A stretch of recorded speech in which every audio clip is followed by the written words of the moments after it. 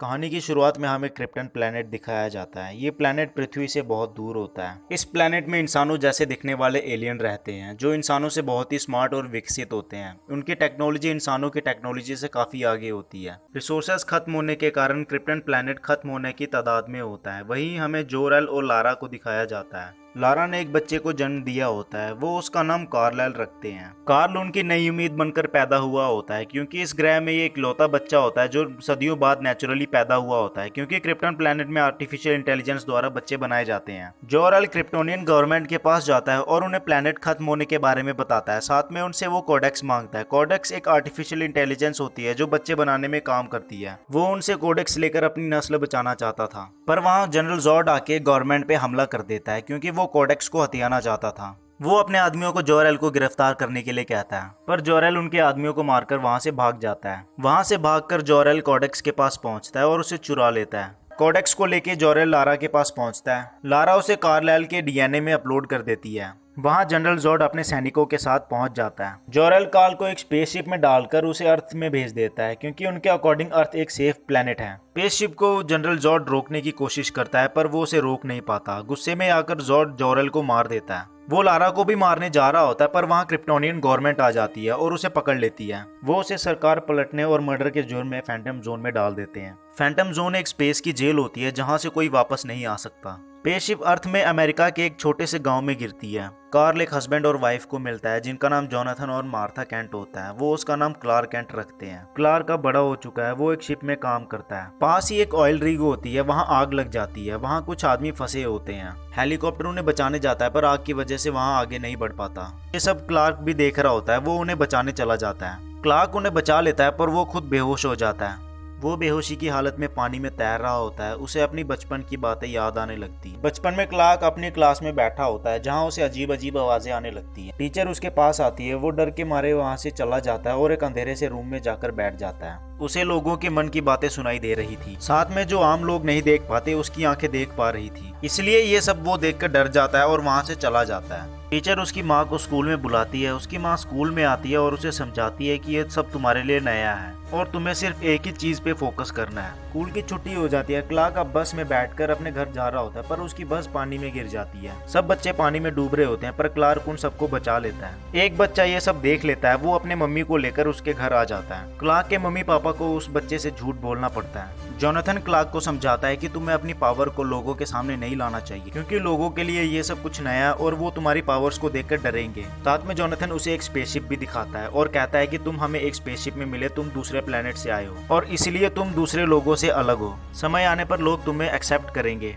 कहानी प्रेजेंट में आती है जहाँ क्लार्क एक बार में काम कर रहा होता है। बार में कुछ मिलिट्री वाले एक स्पेसशिप के बारे में बात कर रहे होते हैं। वो बताते हैं कि पास ही में एक बर्फ का पहाड़ है जहाँ 20,000 साल पुराना एक स्पेसशिप मिला है। गवर्नमेंट उसे चेक कर रही है। क्लार्क भी ये सब कुछ सुन लेता है। वो रात को उस पहाड़ की तरफ निकल जाता है जहाँ यूएफओ होता है। उस स्पेसशिप को चेक करने के लिए डेली प्लैनेट न्यूज की एक रिपोर्टर लुइस लेन आई होती है। रात को क्लार्क उस स्पेसशिप की तरफ जाता है। लुइस लेन वहाँ फोटो खींच रही होती है। वो उसे देख लेती है और वो भी उसके पीछे जाने लगती है। क्लार्क उस शिप के अंदर चला जाता है। वहाँ उसे एक डिवाइस दिखता है। उस डिवाइस में वो अपने लॉकेट की की लगाता है और वो शिप ऑन हो जाती है। जैसे ही वो शिप ऑन होती है वहाँ उसे एक परछाई दिखती है। वो उसके पीछे जाता है। लुइस लेन भी वहाँ शिप में पहुँच जाती है। अंदर जाते ही उसे एक रोबोट दिखता है। वो उसकी फोटो क्लिक करने लगती है पर वो रोबोट उस पर हमला कर देता है। क्लार्क उसकी आवाज़ सुन लेता है और उसे बचाने आ जाता है। वो उस रोबोट को तोड़ देता है और लुइस को बचा लेता है पर लुइस घायल हो जाती है और बेहोश हो जाती है। यूएफओ ऑन होने की वजह से वहां से उड़ के कहीं और चला जाता है। ये सब मिलिट्री वाले देख रहे होते हैं। मिलिट्री वाले यूएफओ वाली जगह जाते हैं पर वहां उन्हें लुइस बेहोश पड़ी मिलती। शिप में क्लार्क को एक इंसान दिखता है पर वो इंसान नहीं होता। वो एक आर्टिफिशियल इंटेलिजेंस होती है। दरअसल वो एआई क्लार्क के पिता द्वारा बनाया गया होता है। साथ में वो क्लार्क के पिता जैसा ही दिखता है। जोरेल क्लार्क को उसका असली नाम बताते हैं।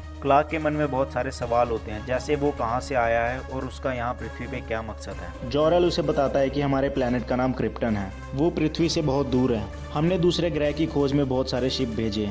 जो हमें प्लेनेट मिलता हम उसे अपने रहने लायक बना लेते थे। हमने अपनी नस्ल को बहुत ही ज़्यादा विकसित किया। हमारी सरकार ने नए प्लेनेट ढूंढने पर रोक लगा दी जिससे हुआ ये कि क्रिप्टन में रिसोर्सेज खत्म होना शुरू हो गए। और हमारा प्लैनेट धीरे धीरे कमज़ोर होना शुरू हो गया। हमारे सेनापति जॉर्ड ने सरकार पलटने की कोशिश की, पर तब तक बहुत देर हो चुकी थी। क्रिप्टन में बच्चे एआई द्वारा बनाए जाते थे।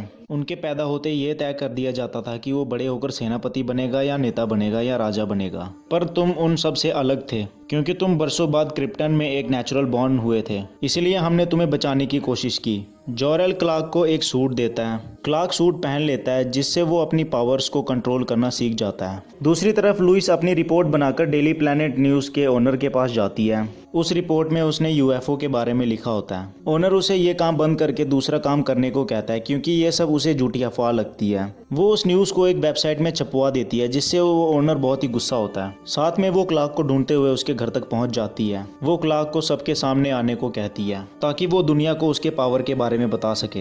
क्लार्क उसे अपने पिता के बारे में बताता है कि उसके पिता ने कैसे उसकी पावर्स को छुपाने के लिए अपनी जान सैक्रिफाइस कर दी। लुइस उसकी बात सुनकर बहुत ही इमोशनल हो जाती है। तभी उसे न्यूज़ के ओनर का कॉल आता है और उसे वो ऑफिस में बुलाता है। न्यूज़ का ओनर उस पर बहुत ही ज़्यादा गुस्सा होता है, क्योंकि लुइस ने उसे बिना बताए ही रिपोर्ट को पब्लिश कर दिया होता है। क्लार्क अपनी माँ को बताता है कि उसने अपने लोग ढूंढ लिए हैं। साथ में ये भी बताता है कि वो कहाँ से आया है। उसकी माँ ये सब सुनकर बहुत ही खुश होती है, साथ में इमोशनल हो जाती है, क्योंकि उसे लगता है कि वो उसे शायद छोड़ के चला जाएगा। जनरल जॉर्ड भी उस फैंटम जोन से बाहर आ चुका था। स्पेसशिप ऑन होने की वजह से उसे लोकेशन मिल जाती है और वो पृथ्वी में आ जाता है। वो टीवी और मोबाइल फ़ोन में एक अनाउंसमेंट करवाता है कि हमारा आदमी आपके एक प्लैनेट में है, वो हमें चाहिए।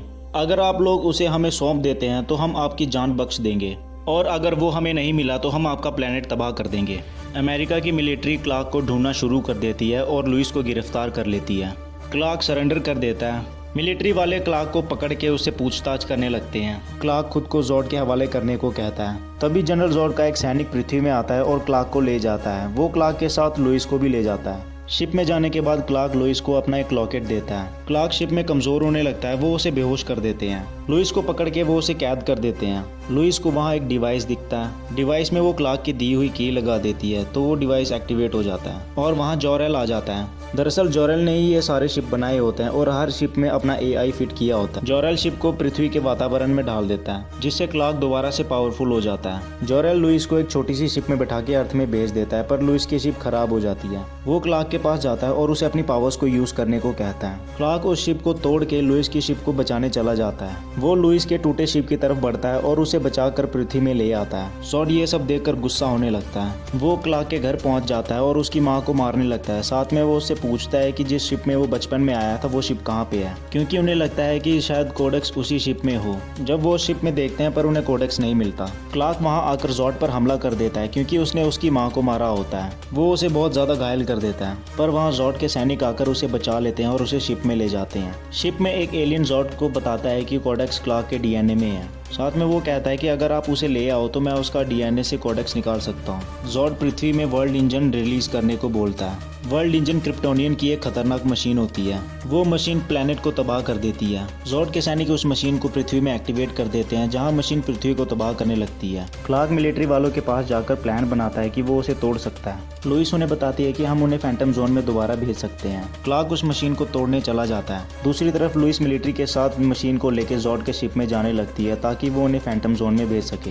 क्लार्क उस वर्ल्ड इंजन को तबाह कर देता है। लुइस भी उनको फैंटम जोन भेजने में कामयाब रहती है, पर जॉर्ड बच जाता है। जॉर्ड बहुत दुखी होता है, क्योंकि वो अपने लोगों को नहीं बचा पाया। जॉर्ड गुस्से में आकर क्लार्क पर हमला कर देता है। दोनों की बहुत तगड़ी फाइट होती है। क्लार्क जॉर्ड को एक रेलवे स्टेशन में फेंकता है। जॉर्ड की नज़र में वहाँ एक फैमिली आती है। वो उसे मारने की कोशिश करता है, पर क्लार्क उसे मार देता है। जॉर्ड को मारने के बाद क्लार्क वहाँ बहुत जोर से चिल्लाता है। क्लार्क दुनिया को बचा लेता है। कुछ दिन बाद क्लार्क अपनी माँ के साथ बाहर कुछ बातें कर रहा होता है। उसकी माँ उसे बताती है कि तुम्हारे पिता जानते थे कि तुम्हें इस दुनिया में कोई खास मकसद से ही भेजा है और तुम दुनिया के लिए कुछ अच्छा करोगे। फिर उसकी माँ उसे पूछती है कि तुम दुनिया को बचाने के साथ और क्या करोगे। क्लार्क उन्हें बताता है कि मैं ऐसी जॉब करूंगा जहाँ मुझे दुनिया की खबर मिलती रहे, और मैं जब दुनिया को बचाने जाऊँ मुझे कोई रोके नहीं। वो डेली प्लैनेट न्यूज़ में रिपोर्टर की जॉब करने लगता है। इसी के साथ ये कहानी यही खत्म होती है। आई होप कि आपको ये कहानी पसंद आई होगी। ये मूवी 10 जून 2013 को रिलीज हुई थी। IMDb में इसको 10 आउट ऑफ 7 पॉइंट मिले हैं। मूवी का बजट $225 मिलियन